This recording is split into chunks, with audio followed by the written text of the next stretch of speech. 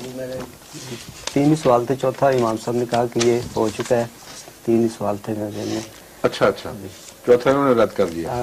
پہلے آپ نے اس کے اچھا متعلق ٹھیک ہے ارشاد فرما دیا ٹھیک نا۔ ہے جی، اب آگے چلیں گے۔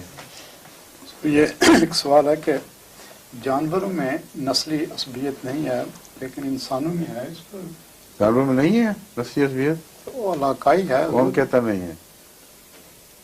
مشاہدے یہ جو بھیڑیوں کے پیک پھرتے ہیں اکٹھے، یا جنگلی کتوں کے پیک اکٹھے پھرتے ہیں، اور جنگلی بھینسے اکٹھے رہتے ہیں اور ایک دوسرے کو کچھ نہیں کہتے، آپ نکل کے دیکھیں ان کے سامنے، بڑی عصبیت ہے۔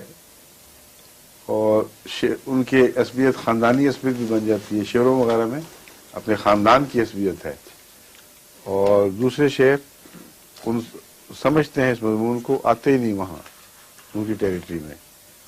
تو جانوروں میں بڑی عصبیت پائی جاتی ہے، وہی عصبیت ہے جس سے انسان کی تربیت ہوئی ہے۔ دراصل رفتہ رفتہ ترقی کرتے کرتے زندگی کو جو مختلف مراحل سے گزارا گیا ہے، وہ انسان کی آخری تخلیق تک پہنچنے کے لیے ضروری مراحل تھے، اور ان مراحل نے کوئی نہ کوئی اثر چھوڑا ہے جو آخر انسان میں کسی نہ کسی شکل میں دکھائی دے۔